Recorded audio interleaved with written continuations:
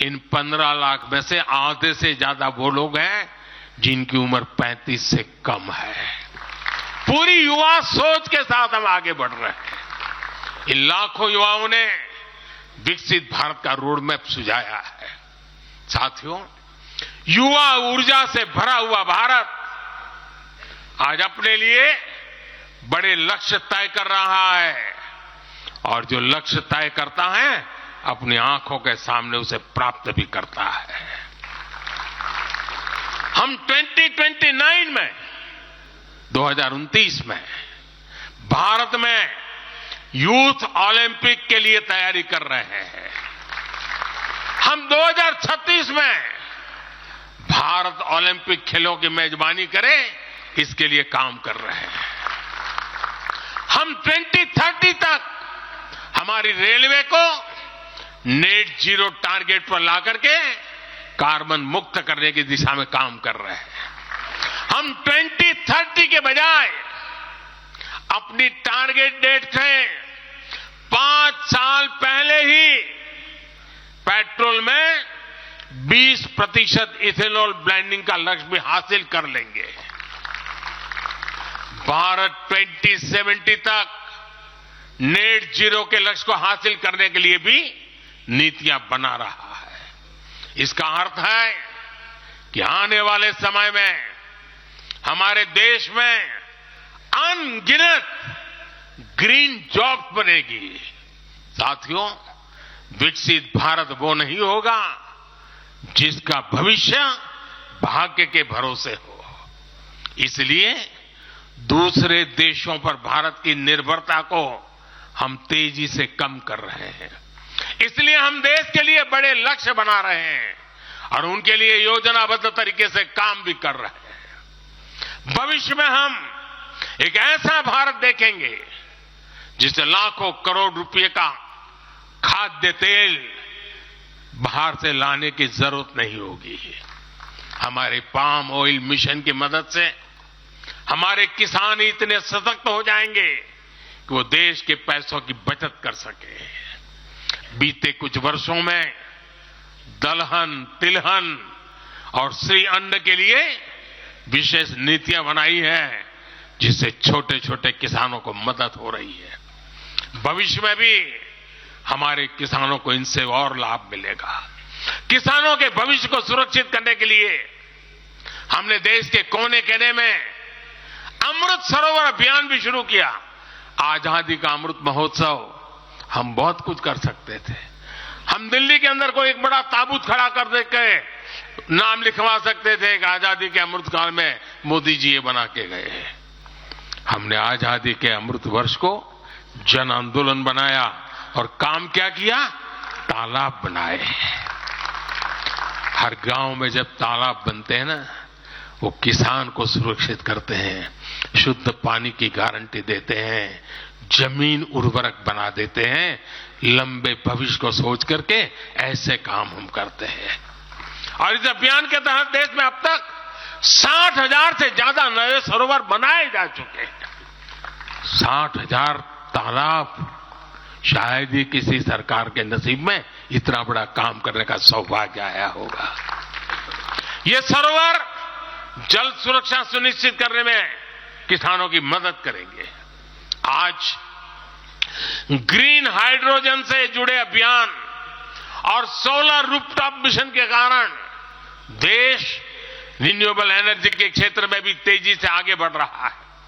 बहुत जल्द भारत दुनिया का सेमीकंडक्टर हब बनेगा और इससे पूरी दुनिया में नई कंप्यूटिंग रिवॉल्यूशन को भी भारत गति देने का निमित्त बनने वाला है।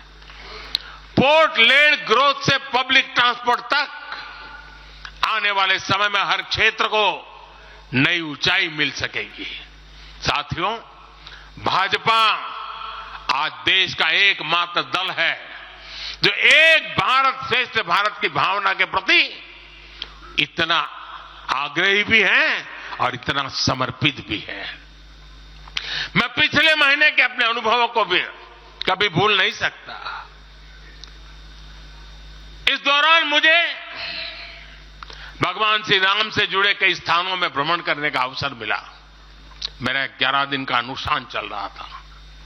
उस अनुष्ठान के दरमियान मैं नासिक, लेपाक्षी, त्रिप्रयार, श्रीरंगम, रामेश्वरम, धनुषकोडी, मैं इन जगहों पर एक सामान्य साधक के तौर पर गया था।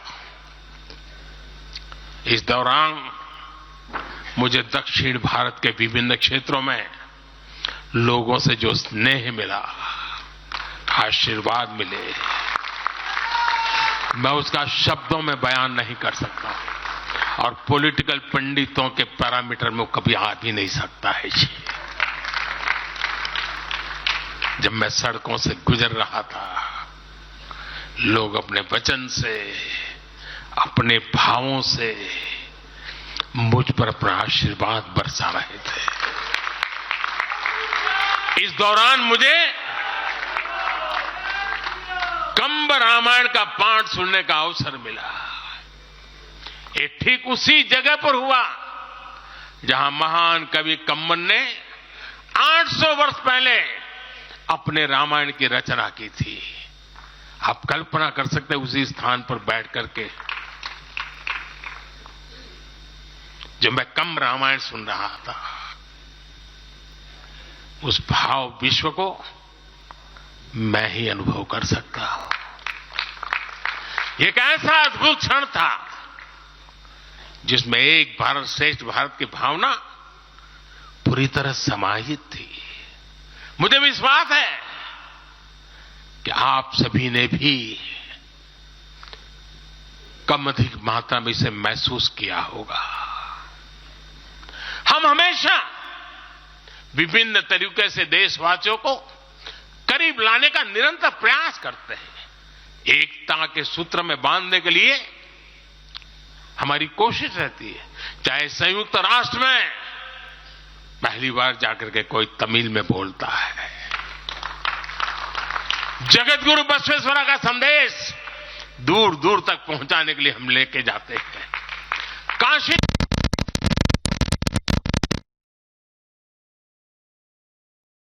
तो भी देश के कोने कोने में जाकर के करते हैं। हम विश्व के मेहमान आते हैं तो दिल्ली को इस देश नहीं मानते, हम हर राज्य में लेकर के जाते हैं।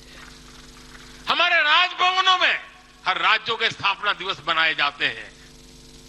कोई भी राज्य भवन होगा, नागालैंड का भी वहां स्थापना दिवस मनाया जाएगा। हर राज्यों के स्थापना दिवस मनाए जाते हैं।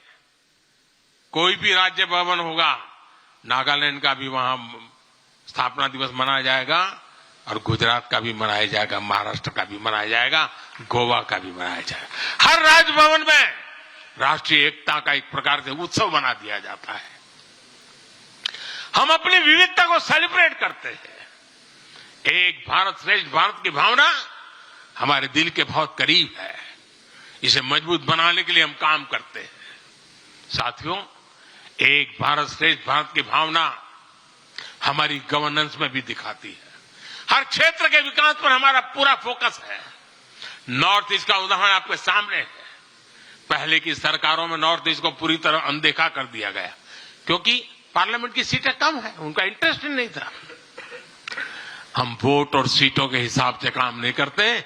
मेरे लिए तो मेरे देश का हर कोना